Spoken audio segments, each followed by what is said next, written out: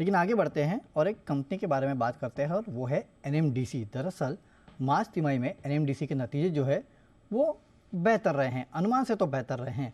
Company की आय जो है उसमें करीब 14% के आसपास की गिरावट रही है। वहीं कंपनी का मुनाफा अगर आप देखेंगे तो 22% गिरा है, लेकिन ये अनुमान से कम है। नतीजों पे बात करने के लिए हमारे साथ इस कंपनी के सीएमडी अमिताभ मुखर्जी जी जुड़ रहे हैं। गुड आफ्टरनून सर, बहुत बहुत स्वागत है आपका जी बिजनेस पर। सर सबसे पहले तो आपके रिजल्ट्स में देख रहा था क्वार्टर अच्छे हैं, क्या आप बता सकते हैं आपका पर टन रियलाइजेशन कैसा है पिछले साल के मुकाबले हम कंपैरिजन करें तो?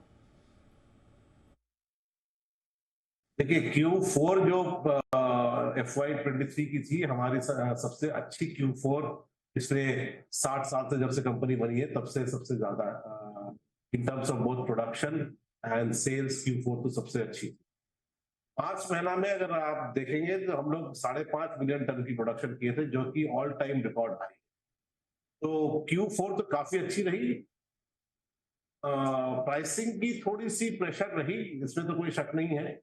हम लोग देखे कि पिछले साल में Q1 में बहुत अच्छे प्राइसेस थे, लेकिन उसके बाद से जो प्राइसेस गिरने लगे तो Q2 और Q3 में काफी सब्सटैंशियली वो कम हुए, लेकिन Q4 में जाके फिर स्टेबल हुए, लेकिन वो एक नीचे लेवल में स्टेबल हुए। बहुत ज्यादा हम लोग बढ़ाने की स्कोप कोशिश तो की, लेकिन बहुत ज्यादा हम लोग जो मार्केट जो है वो रिस्पॉन्ड नहीं कर रही थी तब, तो हमें थोड़ा मार्जिन और प्राइसेस की प्रेशर तो Q4 में रही।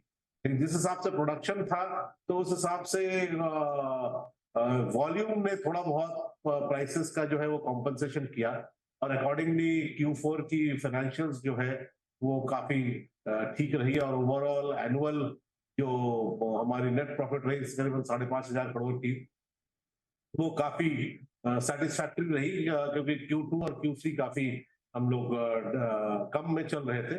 Q4 में जाकर थोड़ा बहुत रिकवरी करके ओवरऑल एनुअल जो रिजल्ट्स है वो मैं उम्मीद करता हूं कि वो सबको सेटिस्फैक्टरी लगा होगा। चलिए, Q4 में रिकवरी के चलते पूरे साल के रिजल्ट जो है वो थोड़े सुधरे हैं, लेकिन सर आपने अपने नंबर जो है उनको रीस्टेट किया है। बेसिकली आपके जो स्टील डिवीजन है उसका डीमर्जर के चलते ये हुआ है, आप बता सकते हैं कितना इम्पैक्ट है उसका? हाँ देखिए, सारे फिगर्स क्योंकि डिमर्जर के कारण रीस्टेट हुए हैं। जो बैलेंस शीट फिगर्स है जैसे कि आपके नेटवर्क वगैरह है, करीबन 17,000 करोड़ की नेटवर्क तो हमें एनएमडीसी स्टील में ट्रांसफर का हम लोग किए हैं। नेट एसेट्स जो है वो ट्रांसफर किए थे 17,048 करोड़ नेट ट्रांसफर किए थे हम लोग एनएमडीसी स्टील में। कुछ हमारी जो सप्लाईज थी वो जो कि पहले आगे with in the company intra company transfer थी, वो अब आर्म्स लेंथ प्राइसिंग में आ गई, तो अकॉर्डिंगली हमें थोड़ा बहुत उसका भी जो है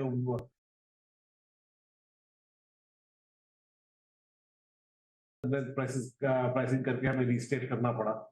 तो ये डीमर्जर रिलेटेड था, तो प्रॉफिट एंड लॉस में उसकी बहुत ज्यादा एक सिग्निफिकेंट तो इम्पैक्ट नहीं थी, लेकिन बैलेंस शीट तो बिल्कुल 50% स्प्लिट थी ऑलमोस्ट, कि करीबन 17-18 हजार करोड़ नेटवर्क जो है वो एनएमडीसी के पास रह गई, और 17,000 करोड़ 17,048 करोड़ की नेटवर्क जो है वो एनएमडीसी स्टील को चली गई। तो बैलेंस शीट में तो बहुत असर पड़ा, लेकिन प्रॉफिट एंड लॉस में भी हम लोग कुछ ही मिलियन टन हम लोग भेजे थे लगातार स्टील को, उसको हमें आर्म्स लेंथ प्राइसिंग में रीस्टेट करना पड़ा। ओके, चलिए ठीक है सर। सर मैं आपके रिजल्ट्स देख रहा था, एक एक्सेप्शनल आइटम था करीब 1237 करोड़ के आसपास का, उसमें से 380 करोड़ मेरे ख्याल से NINL का था। बाकी अगर आप एक्सप्लेन कर सके कि ये जो एडजस्टमेंट है क्या अमाउंट है ये क्या है कि कर्नाटक में जो है आगे जो रजीम चल रही थी वो एक मॉनिटरिंग कमेटी की ये होती थी, तो हम हमारी सारी जो सेल्स होती थी वो मॉनिटरिंग कमेटी के थ्रू होती थी, और कस्टमर भी पैसा जो है वो मॉनिटरिंग कमेटी को जमा करते थे। और उसमें क्या है कि 20% मॉनिटरिंग कमेटी जो है वो काट लेती थी, वो एक एसटीवी के लिए और एक कुछ RNR के लिए। तो हमने सुप्रीम कोर्ट को पिछले 7-8 साल से एक दरख्वास्त कर रखे थे कि साहब 10% तो हमें समझ में आता है, लेकिन 10% की जो है वो कर्नाटक में और किसी को वो 10% एक्स्ट्रा चार्ज नहीं किया जाता, सिर्फ एनएमडीसी को किया जाता। तो सुप्रीम कोर्ट ने अभी हैज बीन काइंड इनफ कि हमें एक रिलीफ मिला है कि 1/1/2019 से 31/3/2022 21 तक की जो भी 10% जो रिकवरी की थी मॉनेटरी कमेटी एक्स्ट्रा, उसको रिफंड कर दिया जाए, तो उसकी फिगर जो है वो करीबन 950 करोड़ की आती है। वो हमें एक अप्रैल महीना में मिल गया है वापस। और हम अभी सुप्रीम कोर्ट को ये दरख्वास्त कर रहे हैं कि 2013 से 2019 तक की भी जो हमारी जो डिमांड है वो करीबन और 1000 करोड़ की है, वो भी हमें वापस मिलना चाहिए। तो ये करीबन काफी दिन से सुप्रीम कोर्ट में चल रहा था। तो अभी सुप्रीम कोर्ट ने हमें एक पार्शियल रिलीफ दिया है, और हम अभी फिर से सुप्रीम कोर्ट को दरख्वास्त कर रहे हैं कि हमें एक फुल रिलीफ मिला जाए, हमें दिया जाए, और 900 करोड़ रुपया और दिया जाए। और जैसे आपने बोला कि NINL का, तो हमें हमारी जो बुक वैल्यू ऑफ इन्वेस्टमेंट थी वो करीबन 100 करोड़ की थी, और हमारे हिस्से में जो पैसा आई 10% के लिए वो करीबन 380 करोड़ रुपया आई। हमें करीबन 280 करोड़ का उससे सीधा फायदा मिला। तो चलिए ये बात है, मतलब 1000 करोड़ अभी मिल चुके हैं, 1000 करोड़ आने वाले समय में और इस कंपनी को मिल सकते हो। 380 करोड़ तो नीलांचल इस्पात का जो हिस्सा बेचा है उससे कंपनी को मिले हैं। चलिए शुक्रिया सर आज हमारे साथ जुड़ने के लिए और अपने नतीजों पे विस्तार से बातचीत करने के लिए।